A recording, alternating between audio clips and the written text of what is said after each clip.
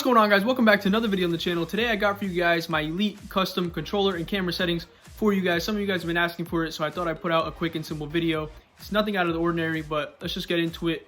So we'll start off with my camera settings. I use a tele broadcast. I mean, that's the normal most people use, or some people use co-op. I tried it out. I don't like it. It's way too wide, but you can see the whole field, so you can try it out if you like.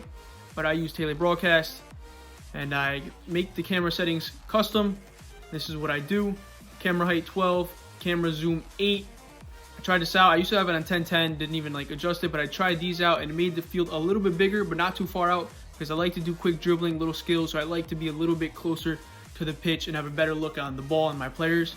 So this is what I use for my camera settings. All right, so here's the controller settings. It's a bit more complicated, a lot more options here to change and tweak around.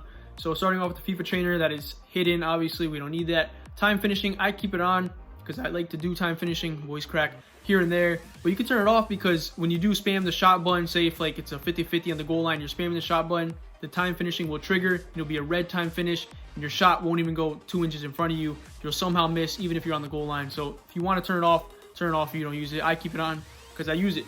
Next, player switch indicator. That is when you're on defense and your icon, triangle icon, is above your player who you're using, and the next player you'll switch to will have a dimmed triangle icon over them. When you tap L1, it'll change to that guy, so it lets you know who to change to. I keep it on because I like to know who I'll change to if I click L1. If not, I use right stick switching, so I don't really mind that. Pass block assistance on. Auto switching, definitely air balls and loose balls is what I recommend. Everybody uses that. The pros use that. Manual, no way. Auto, no way. So I recommend you use this. You could try out the other ones, but switching is messed up regardless if you have any of these three on. So I just put on air balls and loose balls because that's the most common. Auto switching, move assistance, none. Jockey assisted, definitely assisted. Auto flare pass on.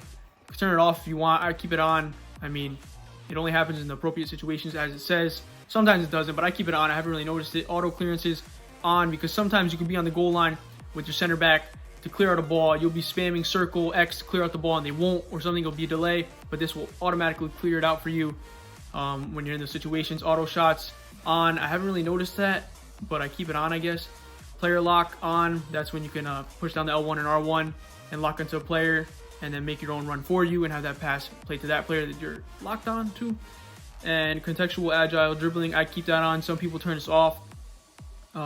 This is just when your dribbling is contextually agile, I guess. I don't even know what this is, to be honest, but I keep it on. I think it's when you click down the R1 trigger.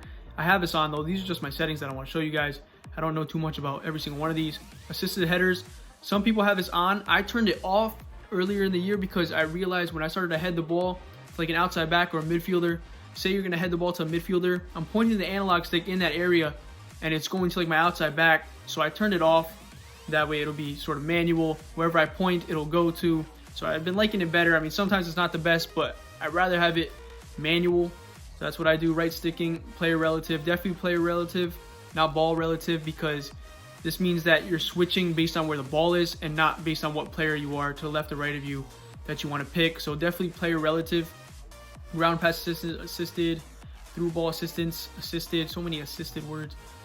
Assisted, save assistance, semi. Haven't really messed around with this too much. Analog sprint on. I keep that on. Some people turn it off. I definitely keep it on because I don't.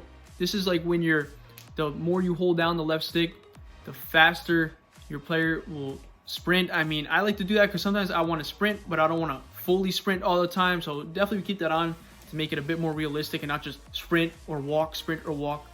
So only two options you would have there if you were to turn this off. So definitely keep it on. Defending, tactical defending, pass receiver lock, late.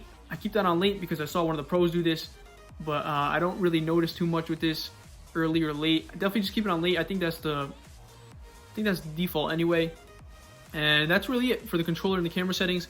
Nothing too crazy. I play classic on attacking and defending. I don't mess around with that, but this is really it for you guys. Again, not too complicated. You can use these if you want or experiment with other stuff and let me know. Let me know if you guys know something else here that I should change and try out. Let me know. But that's my camera and controller settings that I use to help me get elite, I guess you can say. It really benefits me. The little stuff that I changed here, like the assisted headers and the camera zoom, tele broadcast, I really like that. Works well for my sort of gameplay. But that's really it for you guys. If you're new here, subscribe to the channel. Welcome to the community.